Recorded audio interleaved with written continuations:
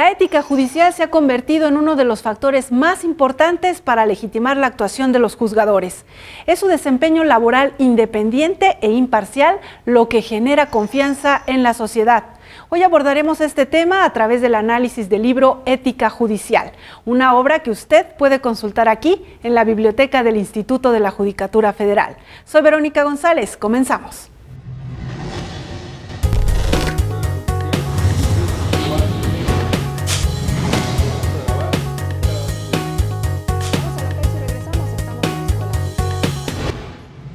Y para hablar precisamente sobre el tema de hoy, nos acompaña aquí en el auditorio del Instituto de la Judicatura Federal el magistrado Ariel Alberto Rojas Caballero. Él es egresado de la Facultad de Derecho de la UNAM, maestro en Derecho Fiscal por el Colegio Superior de Ciencias Jurídicas de la Ciudad de México, doctor en Derecho por la máxima casa de estudios, y él ha sido docente aquí en el instituto más de 20 años, ¿verdad, magistrado? Es autor de 11 libros. Él ingresó al Poder Judicial de la Federación en 1995, ocupó el cargo de secretario de Estudio y Cuenta en la Suprema Corte.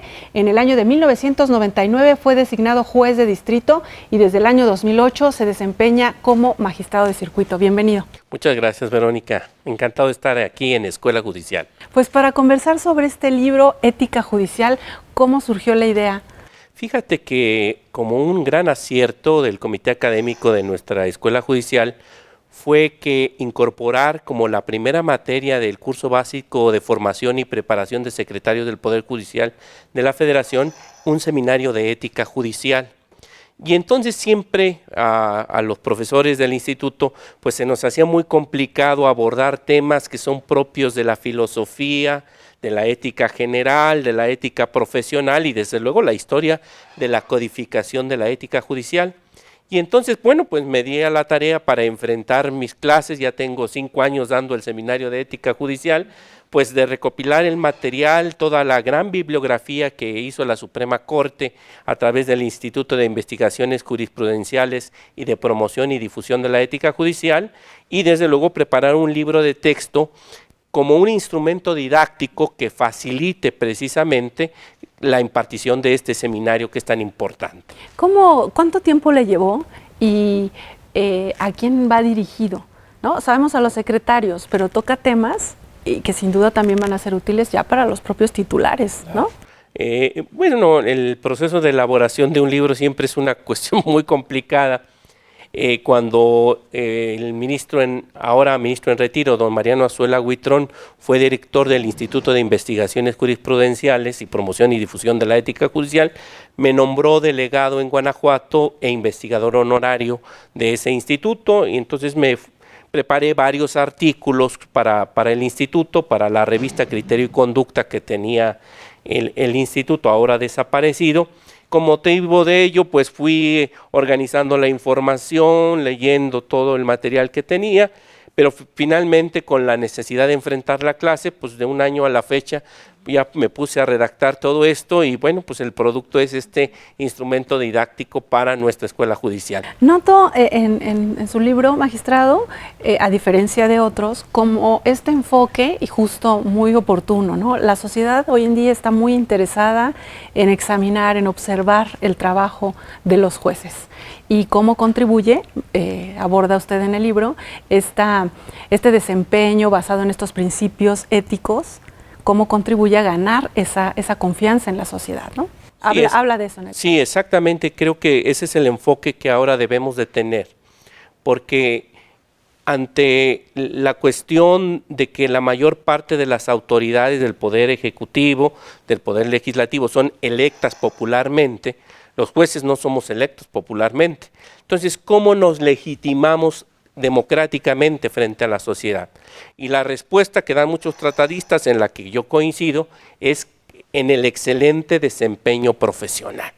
Y para llegar a la excelencia, pues el camino es el que nos da la ética judicial, que recoge principios, virtudes y deberes que no se limitan simplemente en los mínimos del derecho, que para eso está la ley de responsabilidades, la ley orgánica del Poder Judicial o incluso hasta el Código Penal, sino en los máximos, en la excelencia, en convertir en conducta cotidiana, pues esto que se aspira como el buen juez, como dice Manuel Atienza, ¿no?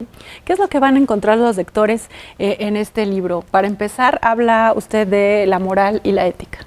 Sí, tradicionalmente, y como el libro desarrolla el temario oficial de nuestro curso básico, pues hace esa distinción entre ética y moral, luego propiamente lo que es la ética en el pensamiento filosófico contemporáneo, lo que es la ética profesional, que ahí es donde debemos de centrarnos, y ahí es donde pongo énfasis en esta cuestión de que la ética judicial como una ética profesional tiene dos aspectos que debemos tomar muy en cuenta como finalidades esenciales. Primero, el excelente desempeño profesional, pero al mismo tiempo generar una confianza ciudadana que legitime la actuación de las autoridades.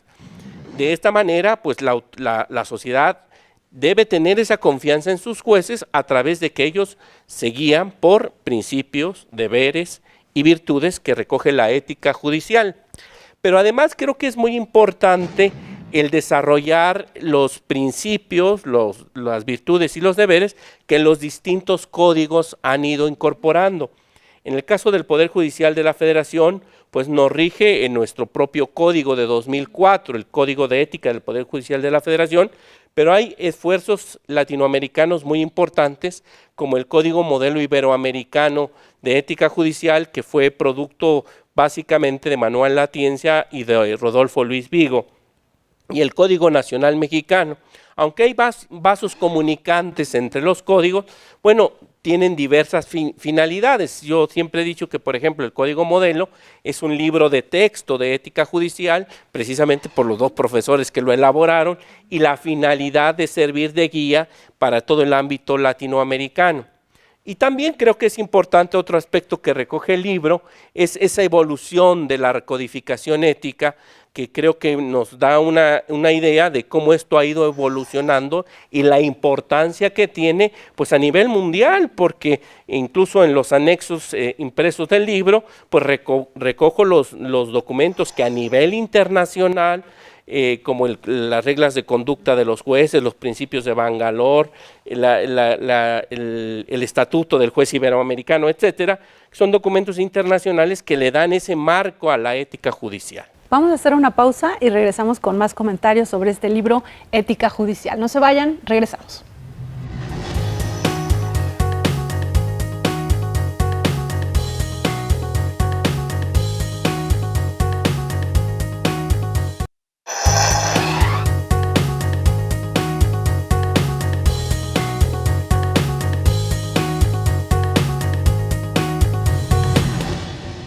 Ya estamos de regreso conversando sobre este libro, Ética Judicial, y nos comentaba, magistrado, en el bloque anterior sobre el Código de Ética Modelo a nivel iberoamericano y qué sucede con el nuestro, con el Código de Ética Judicial. Pues precisamente cuando don Mariano Azuela Huitrón era presidente de la Suprema Corte y del Consejo de la Judicatura Federal, pues se tuvo que enfrentar el compromiso internacional en el ámbito iberoamericano de elaborar nuestro propio código.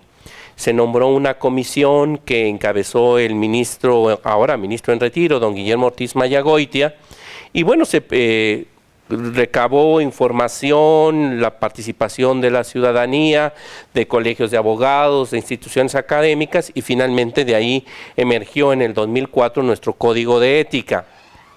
Creo que el Código de Ética del Poder Judicial de la Federación es un código muy breve, pero que a partir de lo que te señala la Constitución Política de los Estados Unidos Mexicanos como principios de la carrera judicial, pues los hace principios éticos: independencia, imparcialidad, objetividad, profesionalismo y excelencia. Y a partir de la excelencia recoge 17 virtudes y define cada una de ellas. Quizá ahí es donde se complementan los códigos. El Código Modelo Iberoamericano pues desarrolla más los deberes concretos que a cada principio y a cada virtud le corresponden, y el Código Nacional Mexicano yo creo que tiene la virtud de tropicalizar en nuestro ambiente judicial, bueno, pues estos principios y estas virtudes, ¿no?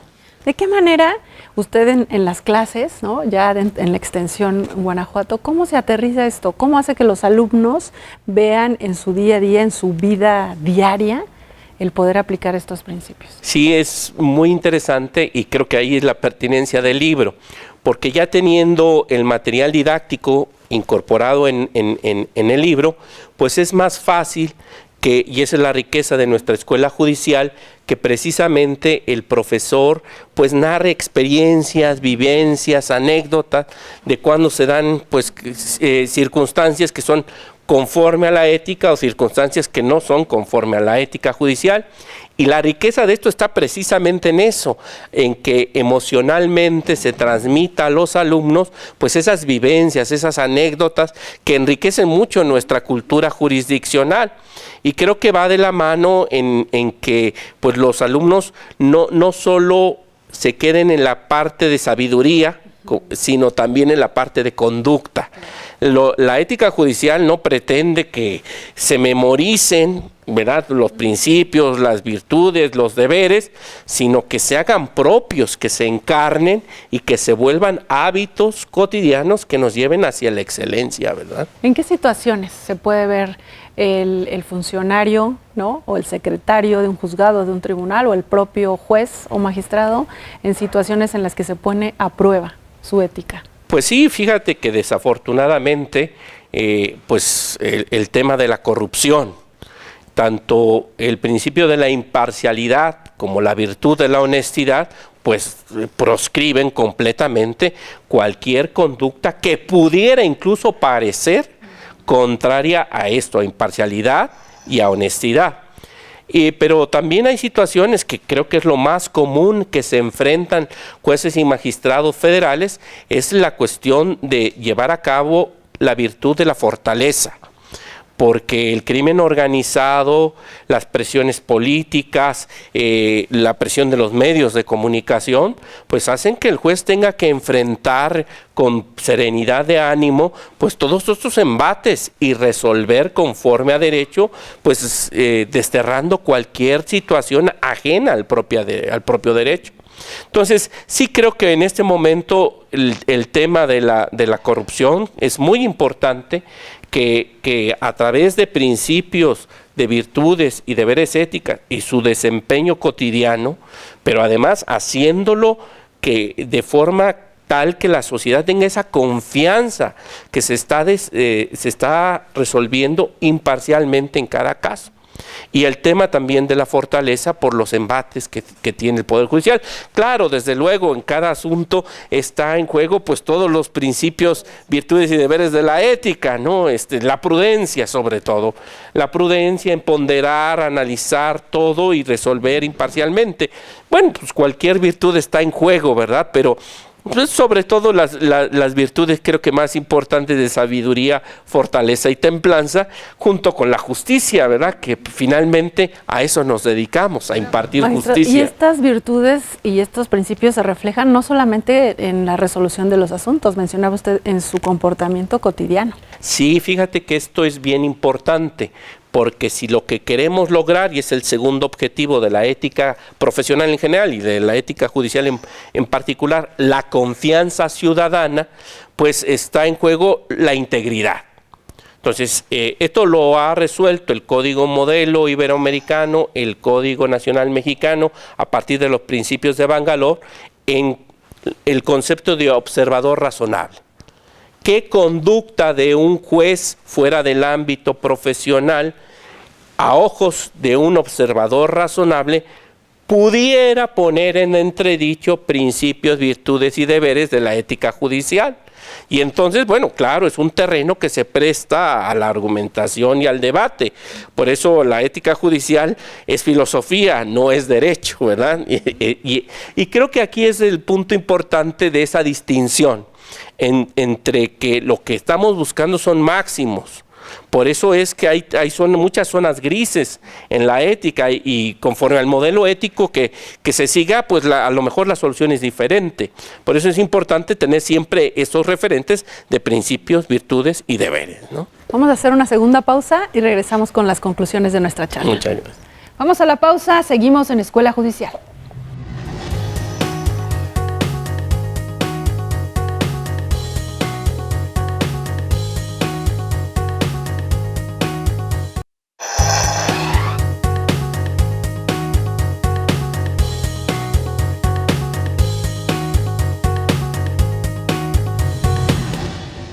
Ya estamos en la parte final del programa de hoy conversando con el magistrado Rojas Caballero sobre este libro. Magistrado, háblenos sobre la dignidad de la persona. Ahí menciona en el libro como fundamento de la ética. Sí, efectivamente, hay que entender, y esa es la importancia que tiene la ética judicial, que tiene como fundamento, como base, el respeto a la dignidad humana. Desde el punto de vista que, imagínate tú, por las manos de los jueces, magistrados y ministros, pues pasan asuntos donde está en juego pues el patrimonio, la vida misma de las personas, la libertad. Bueno, pues de qué manera pues se puede respetar esa dignidad humana si no es a través de cumplir con los principios de independencia, imparcialidad, objetividad, profesionalismo, excelencia y las 17 virtudes.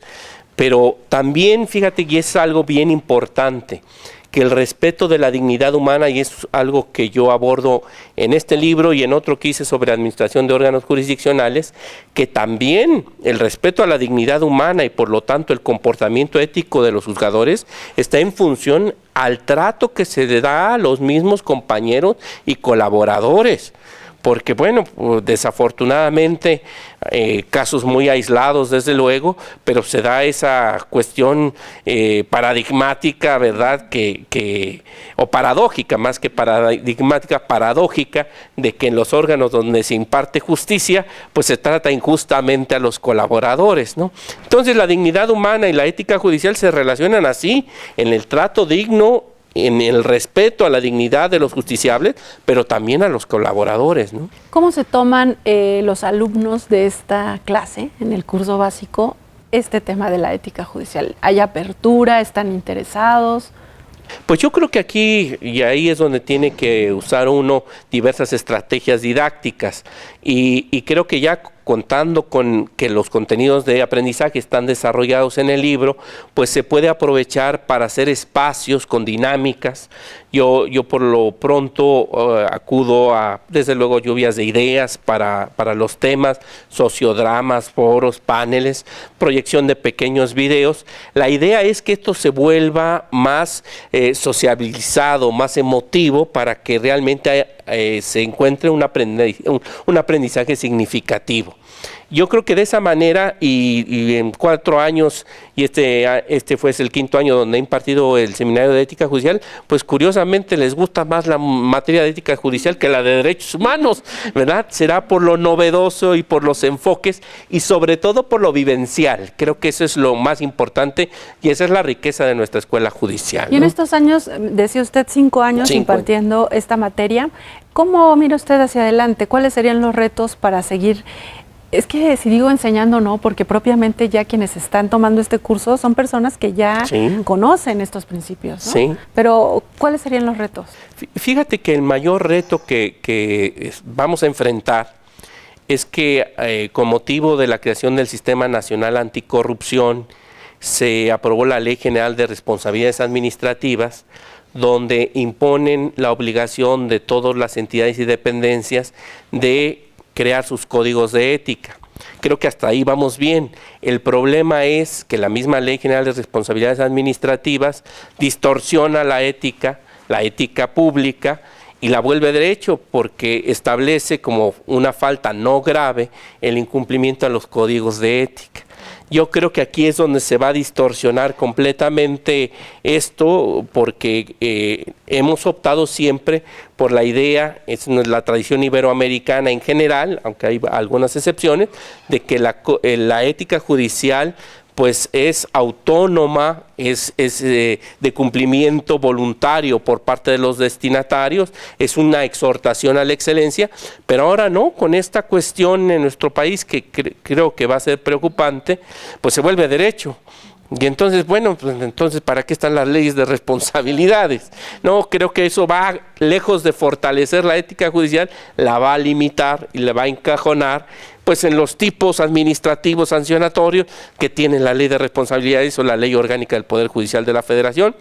Creo que este va a ser un tema muy importante de mucho debate y que desde luego pues tendremos que enfrentarnos con las bases que tenemos de ética judicial, ¿no? Y para ustedes en la vida práctica como juzgadores, ¿cuál es el reto en esta materia de ética? No, pues fíjate que todos los días y con cada asunto, con cada problema que surge en los órganos jurisdiccionales, pues el tener esas referencias de los principios, de los deberes y las virtudes, pues lo hace a uno reflexionar sobre su conducta, es un llamado de atención, oye, aquí estás perdiendo la objetividad, oye, aquí estás perdiendo imparcialidad, oye, ¿dónde queda la excelencia, el profesionalismo, ¿no? Entonces, creo que siempre es un referente para nuestra propia conducta, para reflexionar sobre nuestra conducta y desde luego para tener claro lo que debemos hacer y lo que no debemos hacer. Bien, pues se nos acaba el tiempo y me gustaría como a manera de conclusión, ya son 11 libros, magistrado, y este es ética judicial, ¿qué es lo que sigue? No, pues mira, yo creo que el tema de ética judicial da para mucho, sobre todo por esta coyuntura que estamos viviendo con la Ley General de Responsabilidades. Yo voy a seguir trabajando en este tema porque creo que es muy importante que ir ganando la confianza de la ciudadanía. Cada vez que mediáticamente se da a conocer la resolución de algún tribunal que de alguna manera pone en entredicho pues lo socialmente aceptable, pues viene la respuesta de que hay corrupción, de que hay deshonestidad, de que hay hubo raro. Yo creo que en la medida en que sigamos trabajando internamente en los temas de ética judicial, pero que además los podamos comunicar y generar esa confianza social, se va a fortalecer el Poder Judicial en general y el Poder Judicial de la Federación en concreto, que creo que es una prioridad para nuestro país, para fortalecer el Estado de Derecho y el respeto a los derechos humanos y a todo lo demás. Pero sin una judicatura que se guíe por principios, virtudes y deberes, pues es imposible tener esa esperanza de tener Estado de Derecho, ¿no? Bien, pues magistrado Rojas Caballero, muchísimas gracias por habernos acompañado aquí en Muchas gracias, no, Vero, muchas gracias por invitarme y encantado de estar en Escuela Judicial hoy. Gracias y gracias también a ustedes por su atención, al equipo de producción que hace posible este programa. Soy Verónica González y como siempre lo invito a que se quede en la señal del canal judicial.